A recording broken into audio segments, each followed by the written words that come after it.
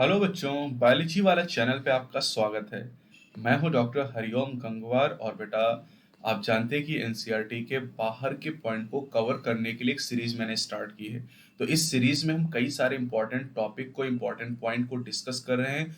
पिछली जो वीडियो मैंने अपलोड की थी उसमें बहुत सारे कमेंट मुझे मिले, तो उसी के बेसिस पर अगली वीडियो में ये शेयर कर रहा हूँ बेटा आपके साथ। अगर आप चैनल पे नए हैं तो चैनल को सब्सक्राइब जरूर करिएगा, वीडियो को लाइक और शेयर जरूर करेंगे और पूरी वीडियो देखेंगे तो बहुत सारी बातें आप सीखेंगे यहाँ पर। तो चलिए कुछ इंपॉर्टेंट पॉइंट हम डिस्कस करने जा रहे हैं बेटा। जैसे फ्लावर की बात करें तो फ्लावर सूट का मॉडिफिकेशन है। बेटा एक प्लांट के दो पार्ट होते हैं, एक होता है रूट सिस्टम, दूसरा सूट सिस्टम। तो जो फ्लावर है ये सूट का मॉडिफिकेशन है। डायरेक्ट क्वेश्चन आपसे पूछा जा सकता है। दूसरा, जो फ्लोरल ऑर्गन होते हैं जिन्हें आप कहते हैं कैलिक्स, करोला, एंड्रोशियम और गायनोशियम। जो कैलिक्स, करोला, एंड्रोशियम, गायनोशियम होते हैं बेटा ये मॉडिफाइड लीव्स होते हैं। ये लीफ का मॉडिफिकेशन होते हैं। क्लियर? तो फ्लावर सूट का मॉडिफिकेशन और फ्लोरल ऑर्गन जो है ये लीफ का मॉडिफिकेशन है।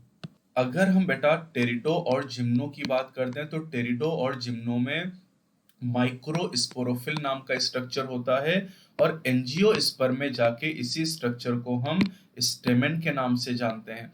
यानी माइक्रोस्पोरोफिल ही मॉडिफाई होके स्टेमेन का फॉर्मेशन करता है एंजियोस्पर्म में। और जो बेटा माइक्रोस्पोरेंजियम है, जब माइक्रोस्पोरेंजियम मैच्योर होती है तो पॉलन सैक का फॉर्मेशन होता है। एनसीईआरटी में माइक्रोस्पोरेंजियम बेटा आपको बताया गया, इसकी चार वॉल लेयर भी आपने याद की होंगी, epidermis, endothecium, middle layer and tapetum. जब माइक्रोस्पोरेंजियम मैच्योर होता है तो पॉलन सैक का फॉर्मेशन होता है। तो pollen sac actually modified microsporangium. इसी तरह जो पॉलन ग्रेन होते हैं बेटा, पॉलन ग्रेन ये एक्चुअली मेल गैमेटोफाइट होते हैं। मेल गैमेटोफाइट को एंजियोस्पर्म में और जिम्नोस्पर्म में पॉलन ग्रेन कहा जाता है।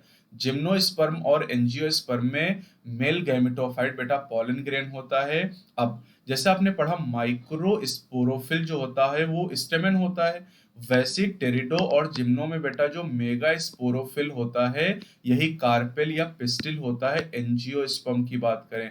अगर एंजियोस्पर्म में हम देखें तो जो कार्पेल है बेटा वो मेगा स्पोरोफिल का मॉडिफिकेशन है और जो स्टेमेन होता है ये माइक्रो स्पोरोफिल का मॉडिफिकेशन होता है। क्लियर?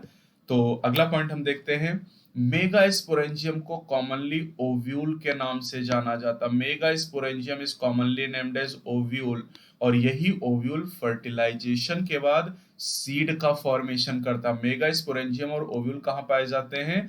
जिम्नो और एंजियो में पाए जाते हैं बेटा, और इसीलिए सीड केवल जिम्नो और एंजियो में बनते हैं, इसीलिए जिम्नो और एंजियो को सीड प्लांट कहते हैं। अब मेल गैमेटोफाइट बेटा आपने क्या देखा, जो पॉलन ग्रेन होता है उसे मेल गैमेटोफाइट कहते हैं और जो एम्ब्रियो सैक होता है बेटा, एम्ब्रियो सैक को फीमेल गैमेटोफाइट कहा जाता है। एम्ब्रियो सैक को फीमेल गैमेटोफाइट कहते हैं, पॉलन ग्रेन को मेल गैमेटोफाइट कहा जाता है। अब जो फीमेल गैमीट है इसे बेटा ऊ स्फीयर के नाम से जाना जाता है। फीमेल गैमीट को ऊ स्फीयर के नाम से जाना जाता है। एल्गी में अगर बेटा हम बात करें तो एल्गी में जो जाइगोट होता है इसे ऊ स्पोर के नाम से जाना जाता है, या फिर एक टर्म और आपने पढ़ा होगा जाइगो स्पोर।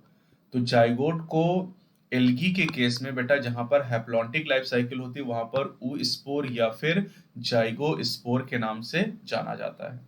तो बेटा ये 10 इंपॉर्टेंट पॉइंट यहाँ पर हमने डिस्कस किए जहां पर बच्चों को बहुत ज्यादा कंफ्यूजन होता है या बहुत ज्यादा गलतियां होती हैं, तो इन पॉइंट को हमने यहाँ पर डिस्कस किया।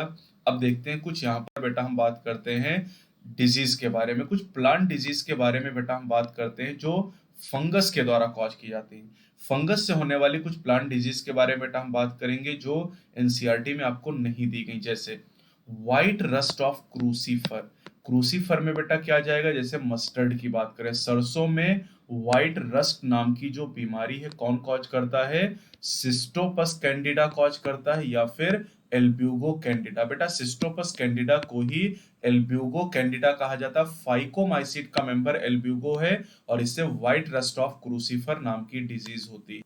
दूसरी डिजीज है बेटा early blight of potato. Early blight of potato की अगर बात करें तो अल्टरनेरिया सोलेनाई नाम का जो फंजाई होता है ये early blight of potato cause करता है। अब पोटैटो में दो तरह के ब्लाइट होते हैं, अर्ली और लेट।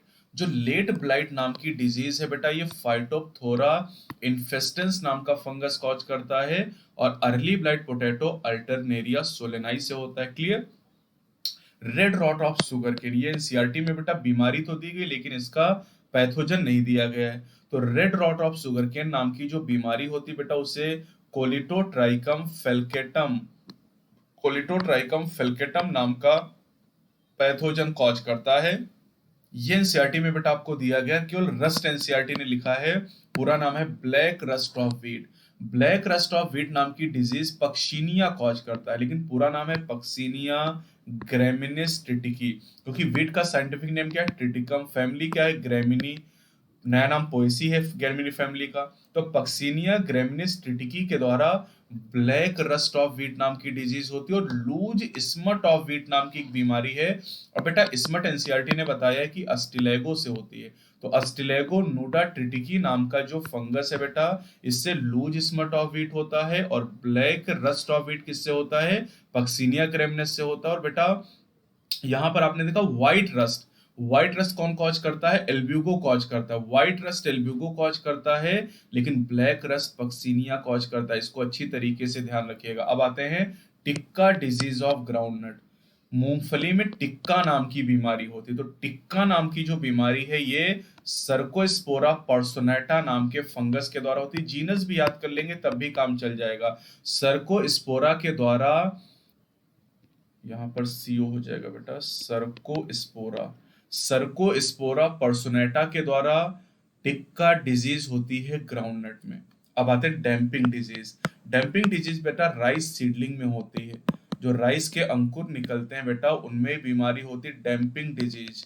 तो damping disease of rice seedlings Pythium debaryanum cause करता है। अगर आप जीनस भी याद रखेंगे पिथियम, तब भी आपका आंसर हो जाएगा। Brown leaf spot of rice, brown leaf spot of rice होता है किससे, हेलमिंथोस्पोरियम ओराइजी से। जीनस भी याद कर लेंगे तो काम चल जाएगा। वैसे राइस यहां पर है बेटा, तो ओराइजी राइस के नाम से है, राइस का साइंटिफिक नेम है ओराइजा सटाइवा। तो brown leaf spot of rice नाम की डिजीज हेलमिंथोस्पोरियम ओराइजी से होती है। चलिए बेटा कुछ फुल फॉर्म भी मैं आपको बता देता हूँ यहाँ पर। जैसे जीडीपी की बात करें, ये बेटा फुल फॉर्म जो मैं आपको बताने जा रहा हूँ, ये फुल फॉर्म एनसीईआरटी के हैं। तो बेटा जीडीपी की अगर हम बात करते हैं, तो जीडीपी का जो फुल फॉर्म होता है that is gross domestic product. ये पॉइंट आपको जब ग्रीन रिवोल्यूशन पढ़ते हैं वहां पर दिया गया कि एग्रीकल्चर का जीडीपी में योगदान कितना है, 33%। पीआरएल की बेटा बात करें तो पीआरएल प्रोलैक्टिन का एब्रीविएशन है, या आप कह सकते हैं कि प्रोलैक्टिन को फुल फॉर्म में प्रोलैक्टिन के नाम से जाना जाता है। प्रोलैक्टिन नाम का बेटा जो हार्मोन है, ये एंटीरियर पिट्यूटरी से सिक्रीट होता है। टीएसएच की बेटा बात करें तो ये थायराइड स्टिमुलेटिंग हार्मोन है। थायराइड स्टिमुलेटिंग हार्मोन को शॉर्ट में एब्रीविएटेड फॉर्म में टीएसएच कहा जाता है। और थायराइड स्टिमुलेटिंग हार्मोन का सिक्रीशन भी कौन करता है, एंटीरियर पिट्यूटरी करता है। और यह हार्मोन एक्ट करता है कहां पर, थायराइड ग्लैंड के ऊपर। पीजीआर की बेटा बात करें तो प्लांट ग्रोथ रेगुलेटर को शॉर्ट फॉर्म में पीजीआर कहा जाता है। प्लांट ग्रोथ रेगुलेटर बेटा 5 तरह के आप पढ़ते हैं, ऑक्सिन, जिब्रेलिन, साइटोकाइनिन, इथाइलिन और एब्सिसिक एसिड के बारे में। एनएए की बात करें तो ये बेटा नेप्थलीन एसिटिक एसिड है। ये एक ऑक्सिन है, और ऑक्सिन में भी ये सिंथेटिक ऑक्सिन का एग्जाम्पल है। इंडोल एसिटिक एसिड और इंडोल ब्यूटायरिक एसिड बेटा नेचुरल ऑक्सिन होते हैं, लेकिन एनएए और 2,4-D जो होते हैं बेटा, ये सिंथेटिक ऑक्सिन के एग्जाम्पल हैं। चलिए बेटा अगला है यहाँ पर एब्रीविएशन आईयूटी। आईयूटी होता है इंट्रा यूट्राइन ट्रांसफर। जब आप पढ़ते हैं असिस्टेड रिप्रोडक्टिव टेक्नोलॉजीज, तब आपको इंट्रा यूट्राइन ट्रांसफर के बारे में बताया जाता है। ये आपको बेटा बताया जाता है टेस्ट ट्यूब बेबी प्रोग्राम जब आप पढ़ते हैं, तो टेस्ट ट्यूब बेबी प्रोग्राम में इंट्रा यूट्राइन ट्रांसफर यानी आईयूटी के बारे में बताया जाता है। अगला है बेटा आईयूआई। आईयूआई क्या है, इंट्रा यूट्राइन इंसेमिनेशन। ये आप कहाँ पढ़ते हैं, जब आर्टिफिशियल इंसेमिनेशन आप पढ़ते हैं, उस समय रिप्रोडक्टिव हेल्थ में आईयूआई के बारे में आपको बताया गया है। एसएनपीस की बात करते हैं, इसे पढ़ते बेटा क्या है, स्निप्स पढ़ते हैं। पढ़ते क्या है, स्निप्स इसे पढ़ा जाता है, लिखते हैं एसएनपीएस लेकिन पढ़ते स्निप्स हैं। Single nucleotide polymorphism. जब आप पढ़ते हैं बेटा ह्यूमन जीनोम प्रोजेक्ट के बारे में, डीएनए फिंगरप्रिंटिंग के बारे में, तब सिंगल न्यूक्लियोटाइड पॉलीमॉर्फिज्म SNPs के बारे में आपको बताया जाता है। 1.4 मिलियन लोकेशन ऐसी हैं हमारे जीनोम में जहां पर SNPs प्रेजेंट होता है, सिंगल न्यूक्लियोटाइड पॉलीमॉर्फिज्म। अब आते हैं वीएनटीआर।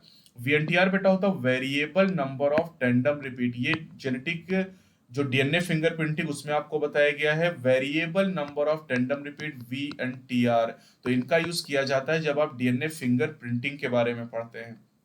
बीओडी की बेटा बात करें तो बीओडी क्या है? That is biochemical oxygen demand. बेटा ये एग्जाम में गलती आप कहां पे करोगे? एक ऑप्शन दिया जाता है बायोलॉजिकल ऑक्सीजन डिमांड और यहां पे आप गलती कर देते हैं। That is biochemical oxygen demand. और जितना ज्यादा पोल्यूटेड वाटर होता है उसका बीओडी उतना ही ज्यादा होता है। तो ये यहाँ पर बेटा 10 एब्रीविएशन और उनके फुल फॉर्म भी मैंने आपको बताए हैं। ये सीरीज आपको कैसी लग रही कमेंट सेक्शन में आप जरूर बताइएगा। चैनल पे नए तो चैनल को सब्सक्राइब जरूर करिए, वीडियो को लाइक करिए और ज्यादा से ज्यादा शेयर करिए, क्योंकि आप अगर अप्रिशिएट करेंगे तो इस तरह के टॉपिक में और यहाँ पर लाता रहूंगा और आप अपने नीट 2020 को बेहतर तरीके से तैयार कर पाएंगे। Best of luck for your NEET 2020।